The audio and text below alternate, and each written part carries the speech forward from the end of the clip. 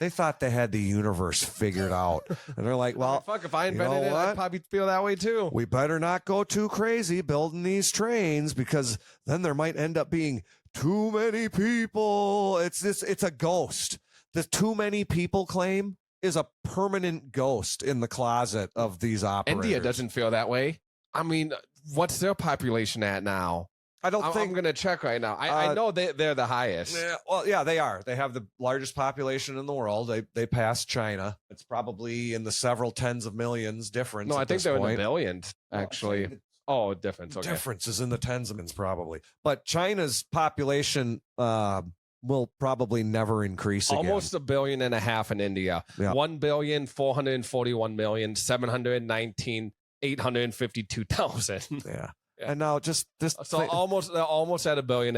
Just think about how ridiculous it is to think that any authority in that place really has any idea how many people are there.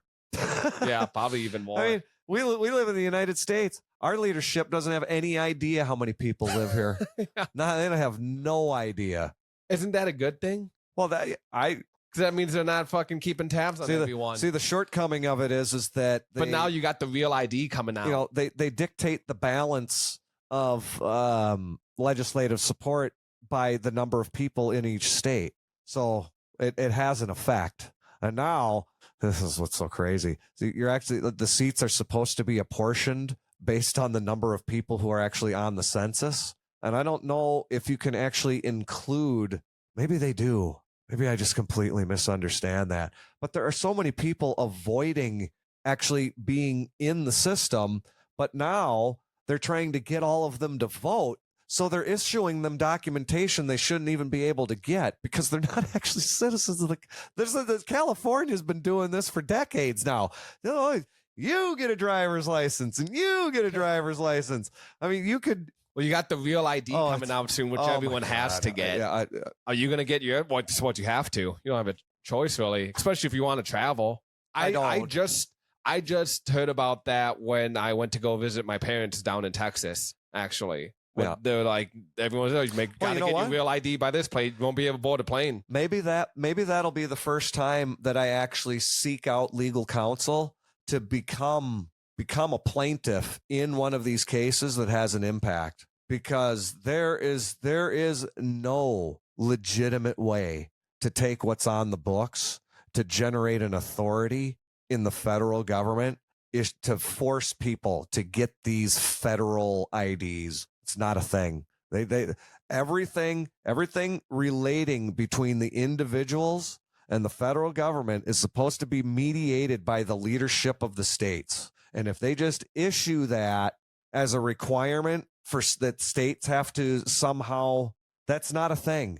They cannot dictate that to the states. Keeping track of the individuals in the population is the responsibility of the states, not the federal government.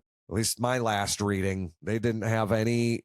The only thing that they were actually allowed to do was to take a census in order for one purpose, to apportion the seats in the legislature. Mm-hmm. How many seats do you get to elect in each state? And it was to be done based on the population. So, yeah. Well, that brings us to an what was that? What in the world did that spawn out of? I just wanted to, I guess, to wrap up, I want to give a little bit of a shout out to Alex Jones. Damn. Okay. I'm pretty sure you can't. I think you and Alex Jones would make a great show together. Well, I got a lot of jumping off points watching Alex Jones, and I mean, sometimes he would bring up stuff that I just would have never even imagined trying to understand or even think about. Right. That's why he got as big as he did. He was on.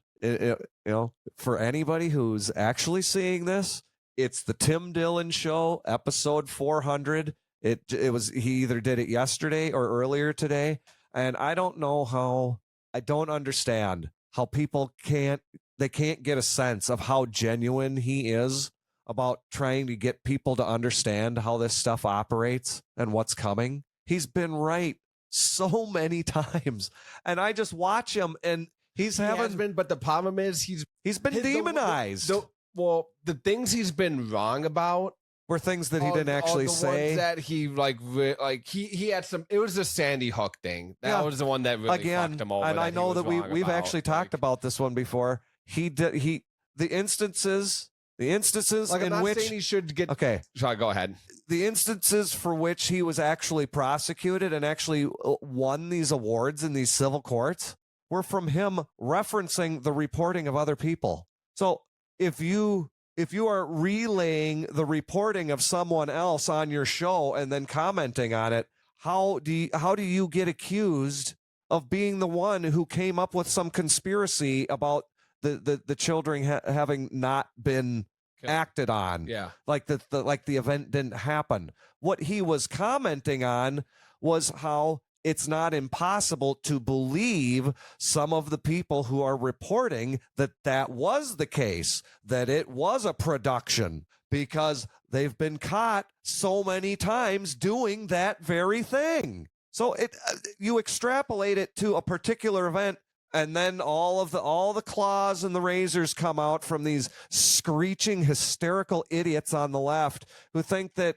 well, they don't think, they know that their collection of, Pavlovian morons, ding ding, right? They know that those people are going to act upon whatever it is that they say about the situation, regardless of whether or not it's true. I remember that. I remember that episode, and I specifically remember going back and watching the episode of his show, or episodes where the different mentions were made, and it just was never what it was portrayed to be. And somehow the people that filed those lawsuits managed to ignore the actual evidence of what he had done on his show, and still rang him up for the civil penalties. It was disgusting.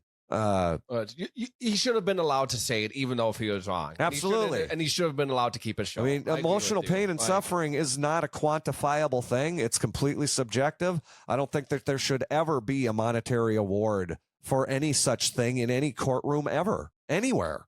Whether or not you've portrayed to me that you've gone through some form of emotional, psychological damage or suffering or whatever, I'm sorry, but people's feelings get hurt all the time. I mean, there's a huge swath of the male population. This is losing your child, though. You're downplaying their feelings and the pain that they went through. Yeah. Like, you've never had kids. Like, I couldn't imagine something happened to my daughter. So, like, it's a feeling and pain that you couldn't even comprehend. But like, I agree with you. And he shouldn't have lost his show, gotten kicked off of YouTube on channel. None of that should have happened to him. Like, and that goes for anyone, to be honest. Like, not even fucking Alex Jones. And the fact that people who live in this country who think that they should be able to vote for their leadership and everything would come down on somebody who makes his best attempt to give people a wider look into the world at large than they would ever get of their own accord, and then absolutely cut him off at the knees and try to destroy his life for doing that. Disgusting. Absolutely disgusting. There are people that have along this entire time period, from the moment that those shows aired where he did the reporting on the event and questioned the speculation about it and pondered it himself,